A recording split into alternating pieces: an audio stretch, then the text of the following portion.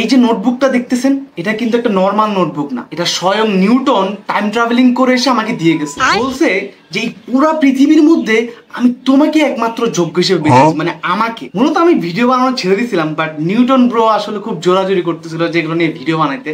So Newton ব্রোর request রাখার জন্য আমি মূলত ভিডিও বানানো স্টার্ট করছি।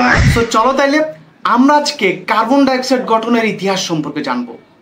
Let's go. এই ঘটনাটা আজ থেকে প্রায় 200 বছর আগে। অক্সিজেন এবং কার্বন দুইজনই একই গ্রামে বসবাস করত।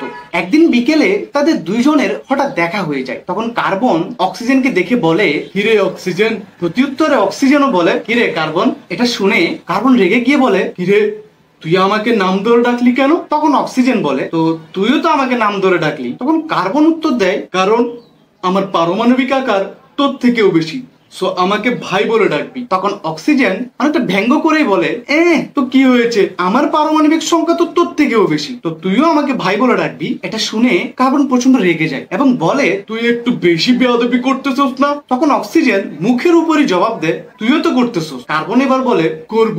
কি করবি তুই? তখন অক্সিজেন বলে, দেখবি কি করব? কার্বন বলে, হ্যাঁ দেখা। এটা শোনার সাথে সাথেই অক্সিজেন কার্বনের অন্ডথলিতে, বংশবৃদ্ধিতে যে থলি গুরুত্বপূর্ণ ভূমিকা রাখে সেই থলিতে আঘাত করে বসে। পরবর্তীতে সেখান থেকে কার্বনকে হসপিটালে নিয়ে যাওয়া হয়। কেভিন থেকে ডক্টর বের হওয়ার পর অক্সিজেন জানতে চায়, ডাক্তার সাহেব কার্বন এখন কেমন আছে? তখন ডাক্তার নিচু স্বরে বলে, খুবই ক্রিটিক্যাল, ওর এখন স্থিতিশীল হওয়া প্রয়োজন, আর স্থিতিশীল হতে হলে ওর 4টা ইলেকট্রন প্রয়োজন। এটা শুনে অক্সিজেন ভয় পেয়ে যায় এবং ডক্টরকে বলে, ডাক্তার সাহেব আমি আমার থেকে 2টা ইলেকট্রন ওর সাথে শেয়ার করতে রাজি, আর বাকি 2টা ইলেকট্রন আমি এখনই ম্যানেজ করছি, আপনি প্লিজ তাড়াতাড়ি অপারেশন করার ব্যবস্থা করুন। ডক্টর তাকে আশ্বস্ত করে বলল, ঠিক আছে। এরপর দেখা যায় অক্সিজেন তার আরেক অক্সিজেন বন্ধুকে কল দেয় এবং খুব করুণ সুরে তাকে বলে, বন্ধু আমি তো একটা আখাম করে ফেলছি। তখন অপর অক্সিজেন বন্ধুটি জানতে চায়, কি করছোস? তখন অক্সিজেন তাকে পুরো ঘটনা খুলে বলে। সে বলে,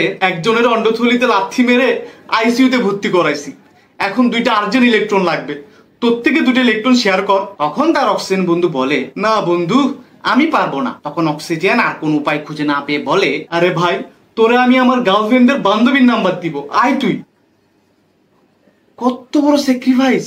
এটা শুনে তার লিচু বন্ধু রাজি হয়ে যায় এবং বলে, আচ্ছা ওকে, আসতেছে, 2 মিনিট দাঁড়া। কি লালসা! বন্ধু অক্সিজেন আপনার এত লালসা কেন? খুবই নিকৃষ্ট লালসা আপনার। আর এভাবেই 2টি অক্সিজেন তাদের 2টি করে ইলেকট্রন কার্বনের সাথে শেয়ারের মাধ্যমে কার্বন ডাইঅক্সাইড গঠন করে। আর এটাই হলো কার্বন ডাইঅক্সাইড গঠনের আসল ইতিহাস। সো নেক্সট ভিডিও আসা পর্যন্ত ভালো থাকবেন, সুস্থ থাকবেন, আল্লাহ হাফিজ।